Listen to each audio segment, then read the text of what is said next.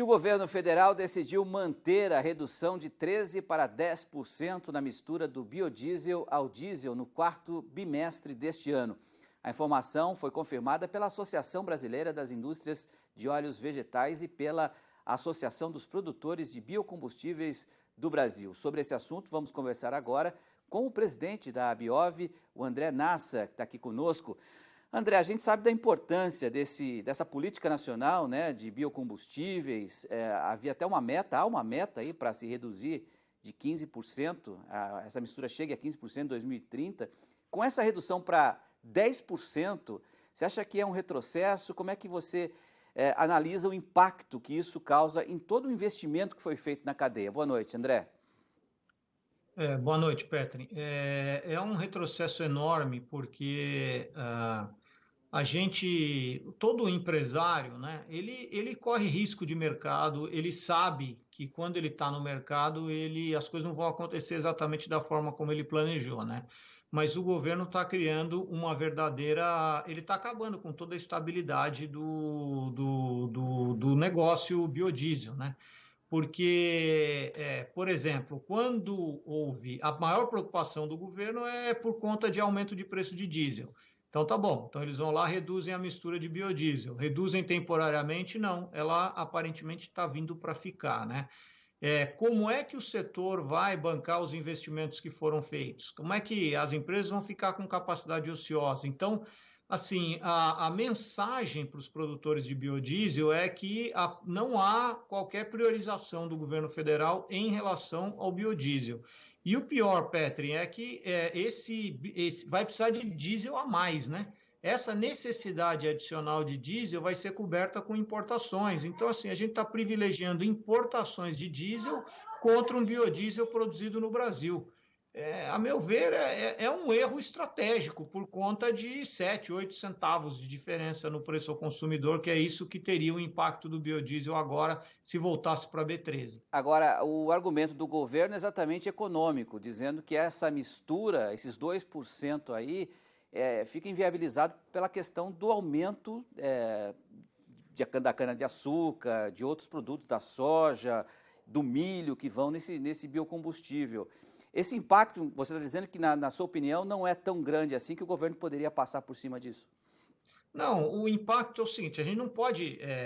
Eu represento um setor, mas eu não posso fechar os olhos para o que acontece no mercado como um todo, né? Hoje é B10, deveria ser B13 a mistura de biodiesel. Se o governo voltasse para B13, haveria um impacto lá no preço na bomba do diesel comercial entre 7 e 8 centavos. Tá? Entendi. Então, hoje nós estamos falando de um diesel que está sendo vendido a 3,60, 3,70, 3,50, dependendo da região, ele ficaria 7 centavos mais caro. Então, haveria sim um impacto para o consumidor, para o caminhoneiro, para os transportadores, para todo mundo que consome diesel, né? O problema é que o governo, uma coisa é ele chamar a gente e falar assim, ó, vai ser B10 por 2 meses e depois vai ser B10 por 2 meses, depois volta, né? Ou ele ter uma regra clara para o setor. Não há regra clara. As Entendi. decisões estão sendo tomadas aleatoriamente. Sobre um outro assunto, eu queria aproveitar a sua presença para falar sobre essa relação das empresas compradoras de milho com os produtores, né? Por conta de uma possível quebra na próxima safra em função da estiagem, se discute sempre essas questões do contrato, né? O produtor diz que vende o milho muito barato e daqui a pouco sobe, ele fica muito defasado e as empresas estão obrigando o produtor a entregar o milho que provavelmente ele não terá.